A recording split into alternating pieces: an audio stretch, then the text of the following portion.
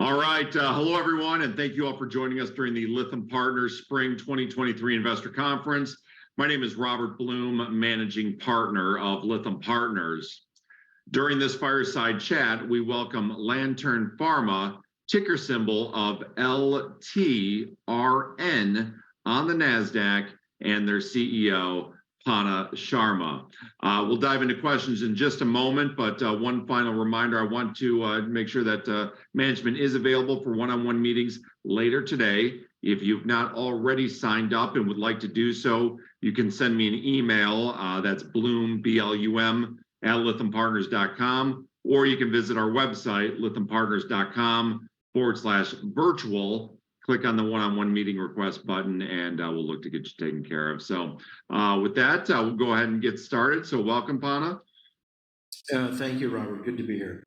Great, great. As Lantern's proprietary AI and machine learning software, Radar, continues to grow, surpassing 25 billion data points and aiming for 50 billion by year end. What specific ways do you anticipate this will impact the company's approach to drug discovery and development? Well, with larger data sets, we'll be able to go after a wider range of cancers. So one of the ways the company has grown since we went public is to grow the number of cancer programs we have. We had 3 when we went public. Today we have 12. And as we grow the data, we'll be able to get more specific information about subtypes of cancer, where our drugs will work or may work, and also the drugs of our potential partners. One of the big areas that we grew in during the last growth cycle for our data was in brain and CNS cancers. And that was, we went from 1 program to now 6 programs. I think as we get to 50 billion, one of the big areas we'll be growing in is a new cancer category called antibody drug conjugates, which I know a lot of people are very excited about. And so for us, ADC is a major growth opportunity for later this year and next year. And the data we collect will help in the development of, I think, some exciting new ADC therapeutics that we'll be able to partner out. Maybe could you elaborate on the types of data that Radar uses for drug discovery and compound rescue, as well as the methods used to acquire this data? Sure. Obviously we have data from historical drug trials that may not have gone through to registration or gotten to approval. But still, there are patients that do respond. There are patient groups that respond. So we suck in data from historical trials. We have our own studies going on with CROs, whether they be genomic studies, transcriptomic studies, drug sensitivity studies, unique PDX models that we get generated. All that data comes into our platform. We have data from our collaborators like Fox Chase, Dana-Farber, Johns Hopkins, University of Texas. All these collaborators were looking at specific and different types of problems or cancer categories. That data goes into our Radar platform. And then, of course, there's publicly available data sources such as the TCGA, Cell Line Encyclopedia, Broad Institute, Sanger Institute. Many cancer research centers have data sets that they make available to the public. So we suck in all that data as well where it makes sense. We clean and curate it and meta tag it. So not all data is the same. So really doing the meta tagging on top of the data is really essential to getting good data, good data insights. And so part of what we do after sucking in all the data is we have to normalize it, and tag it, and score it. And that's a key part of actually making it more useful. And what sits on top of the cleansed data now are about 200 different algorithms. And those algorithms do allow us to look at how a compound will work or not work with certain cancer types, how compounds will work together, certain features of a compound, like is it blood-brain barrier permeable, is it immunogenic? It may look at the overall potency of a compound, looks at combinations of different compounds together. So there are various questions you have when you're doing drug development, and these algorithms help us ask and answer these questions. Great. I guess with a pretty impressive portfolio of late stage drug programs, including LP300, currently in phase 2 clinical trials. What developments can you share with us regarding these programs and sort of the company's plans for their advancement? Sure. As you mentioned, LP300 is in phase 2. It's in a 90-person phase 2 trial focused on never smoker patients. About 15 to 20% of new non-small cell lung cancer patients in the US, or roughly about 30,000 a year, are people who don't smoke. They don't have a history of tobacco use, but they come down with lung cancer. That lung cancer has a very different molecular profile than tobacco-based lung cancer, of course, because the damage to the lungs and the cells is very different. And usually this damage actually is very quiet in never smokers. And it usually takes place in the tyrosine kinase pathways. It's very quiet mutationally versus tobacco-based. And so that's in a phase 2 trial. It's a 90-patient trial. It's enrolling throughout multiple sites throughout the US. And we expect to be done in the next 14 to 16 months. We'll have a readout once we have 27 events of either patients who progress or patients who do not survive. And so we'll have a readout, and it'll give us an idea whether we want to make the trial even bigger and more successful, or we're going to wait till the final readout. We also have 2 more trials starting this year. These will be first in human phase 1 clinical trials. So these are new drugs that we've developed with our platform. One is LP184. That'll be in solid tumors that are recurrent, that come back and have, we'll see how that drug works. We think it'll be a very potent drug in certain types of solid tumors. Then we have a drug, LP284, that is going after blood cancers. They'll be going after certain types of non-Hodgkin's lymphomas, like mantle cell and double hit. And again, these are both first in human clinical trials slated for later this quarter. So we'll have a number of trials that are going on. And we've got some new programs also. So we'll have a very, very busy portfolio team this year. Let's expand on sort of that non-small cell lung cancer here in never smokers and how it differs from non-small cell lung cancer in smokers.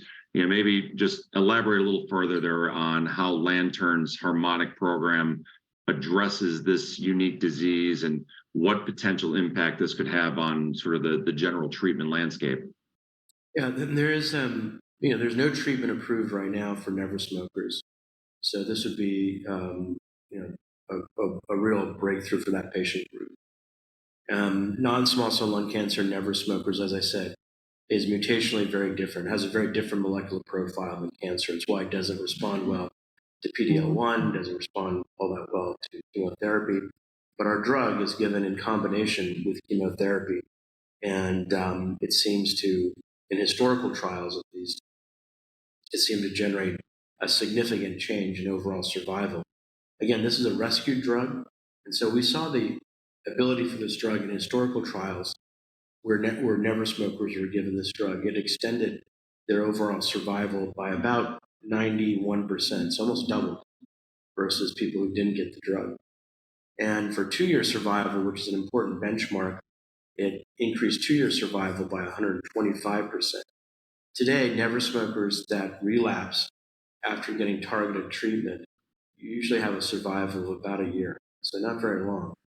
And so there's a real need for this patient group. Again, we believe there's about $2.5 billion almost spent globally on trying to treat never smokers with existing therapies that aren't well suited for them. So it's a pretty significant market opportunity and a major patient need today. Something you touched on briefly just a moment ago, why is radar's ability to predict any compound's blood barrier permeability, such a significant step in improving the standard of care, especially in CNS and brain cancers, and how do you envision this technology evolving in the future? Well, we'll be continuing to evolve it. I mean, we'll get more accurate, the more data we feed it, the more tweaks we make to various algorithms for different molecule classes, the better it'll get. But our algorithms rank among the top in the world in the therapeutic data commons. 4 of the top 5 ranking algorithms are all from Lantern. And this is at a therapeutic data commons. It's a place where different institutions put their algorithms to solve various types of therapy problems. And it's a consortium, so we'll continue setting new records of therapeutic data commons with our algorithms. And blood-brain barrier permeability is one of those that, there's very few drugs that do cross effectively. I mean, in enough of a dose where it's going to make a change. And there's very few that actually cross effectively and don't damage your neuronal cells. The last thing you want is to damage your brain cells and not make an impact on the disease.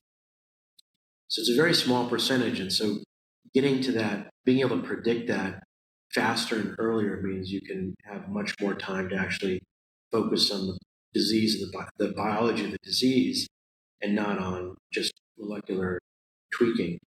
And we can do thousands of compounds now in a day. So not only do we have a top-ranking algorithms, but we also have the ability to scale that algorithm to run across lots of clusters and solve for any number of compounds. And it's only going to get more powerful. And so this algorithm will be licensed to our wholly owned subsidiary, Starlight Therapeutics. So Starlight Therapeutics, we created earlier this year to focus on CNS cancers. That's brain cancers and central nervous system cancers. When we went public, we had 1 program in GBM. Today we have 5 programs in different types of brain cancer and growing. And so those needs for those types of trials are different. So Starlight will focus on really clinical trial execution in CNS and brain cancers, both for adult and pediatric. And in adult, there's been no new approved therapy as singular therapy for GBM in 17 years. So there's a massive need. And our drug works through a very unique mechanism, a very, very targeted selective DNA damage in cancer cells. So we're pretty excited about it. And Starlight will license this algorithm so that we can assess other molecules and assess other combinations quickly. So it'll be a key piece of how Starlight Therapeutics grows in the future. And that really was sort of my next question. Maybe you've hit on all the key points there, but Starlight Therapeutics, the Star 101, 001, program associated with it. Maybe just sort of anything further to add on how it fits into Lantern's overall strategy here. Yeah, Lantern's overall strategy is to be an innovator in new therapies, making them faster, cheaper by using AI. That's our core strategy. Let's use AI and machine learning to basically generate promising new therapeutic candidates, prove them up through phase 1, and then if it makes sense, partner them with big pharma or spin them out. And so Starlight fits into that because we have a bucket of really exciting molecule, Startup 01, that works across about $5 to $6 billion worth of cancers that are brain and CNS that don't have very good therapeutic options. Like I said, we'll have other programs like that may make sense to bundle together, and Lantern will spin those out or sell those off. So what we're really great at is developing new insights, translating those insights into therapies, bringing those therapies into human patients, proving them out early on, and then hopefully finding partners, or very importantly, spinning them out. So either way, we'll generate some value for investors by selling those assets or spinning those assets out and focus new companies. Great, that's very helpful there. You mentioned this just a moment ago, 5 or 6 billion, but when you think of the size of the market opportunity for all the various indications Lantern's currently targeting, how do you plan to differentiate sort of these technologies in the various markets? A lot of that differentiation will be through the mechanism of the drug. So I'm not too worried about differentiating it. Secondly, the other differentiator comes because many of the categories we're going after, really, there's no great therapy. So there's just a need. Like in never smoker, I'm not imagining we're going to differentiate. There's no other approved therapy. So if we go after ATRT, that's one of the brain cancers. Again, there's no need to differentiate. There's no standard of care. These kids die within a year or two. So again, our focus is less differentiation. Today, we're not going after a lot of the same cancers that many companies are going after. We're usually going after more targeted cancers in unique patient populations. Oftentimes, we have orphan disease status or rare pediatric status. So our goal is to create promising breakthrough therapies, and many of those are going after patients that have no other option. I know I have this horrible sun glare behind me, but I guess it's all right. Just fine there. Yeah. So, collaborations with world-class institutions such as TTC Oncology, Actuate Therapeutics, these are important parts of your development strategy. Can you speak to the goals, potential outcomes of these partnerships, and how they will benefit Lantern's mission here? Yeah, these are radar collaborations where we're using our AI platform to help other companies in many ways the way we've helped ourselves.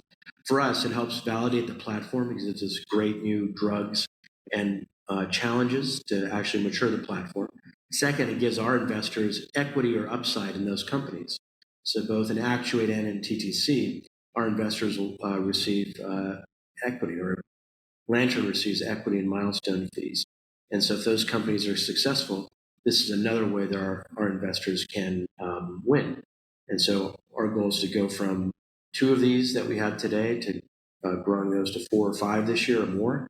And so you can imagine, Robert, if we have 5, 6 great oncology partners where we have collaborations, where we own a piece of the drug or a piece of the company, and those succeed over time, that only generates more upside for us and for our investors. Yeah, absolutely.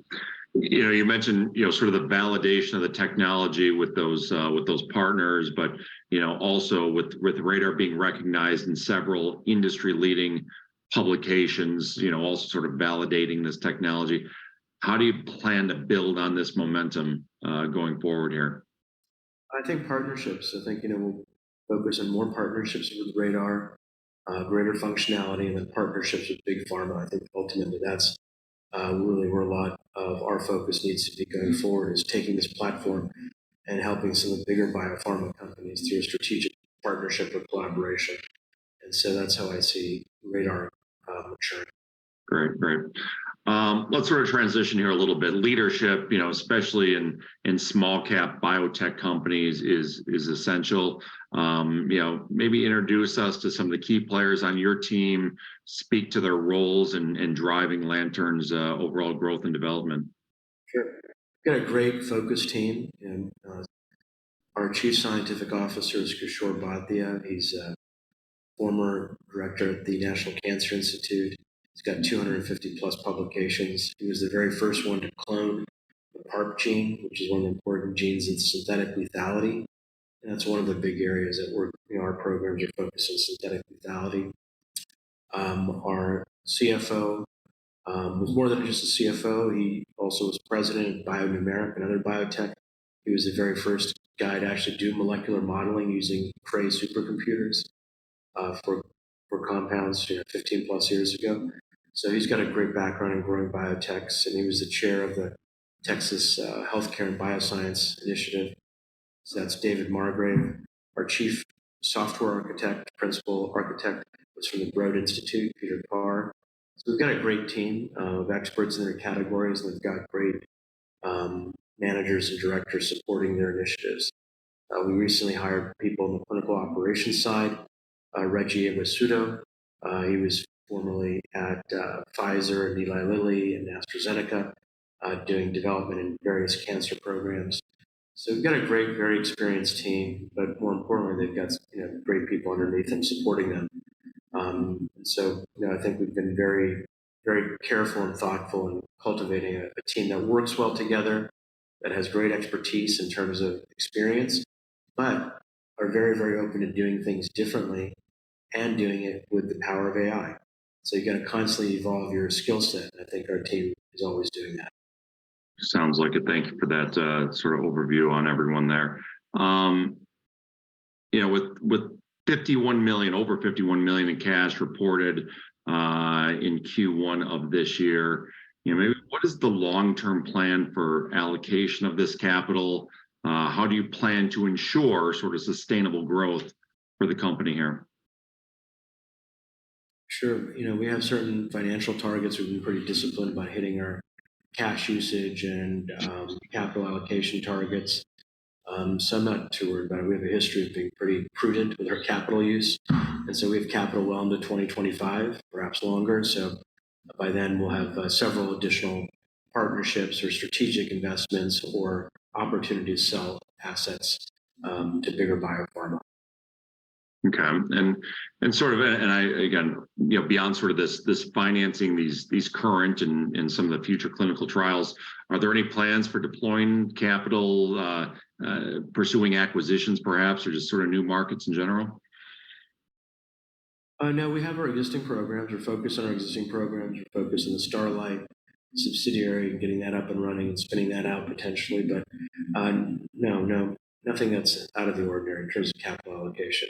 We think any one of our drug programs gets to a meaningful endpoint and we get some meaningful readouts. I think they can be worth hundreds of millions of dollars on their own. So we're trading in cash, which gives zero value to our platform or our drugs.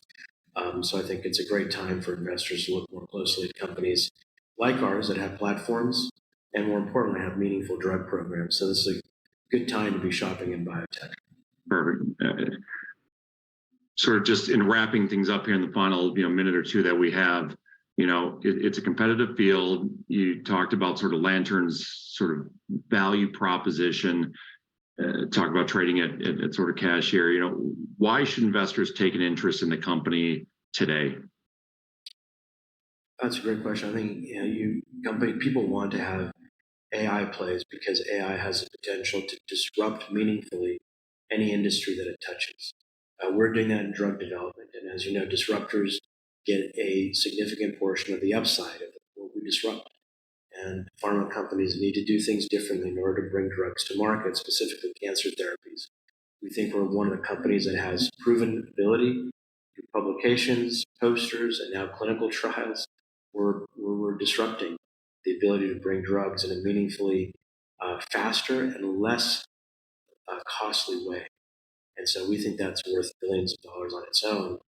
And we think now that we have several programs that are touching patients, any one of those programs can be sold or partnered off for several times their market cap. So I think our ability to disrupt is being more and more proven out. And I think there's a lot of upside in doing things more effectively and with greater patient focus in therapy development. Perfect. All right. Well, we'll go ahead and we'll leave it there for today. Thank you very much for the time today. We greatly appreciate it. I guess I'll just remind anyone out there that if you've not already signed up for a one-on-one meeting and would like to do so, you can send me an email, Blum, B-L-U-M, at lythampartners.com, or again, visit the website, lythampartners.com/virtual. Click on that one-on-one meeting request button. We'll look to get you taken care of there. We hope everyone enjoys the conference. Again, Anna, thank you so much for your time today. Greatly appreciate it. Robert, thank you. Appreciate your time as well.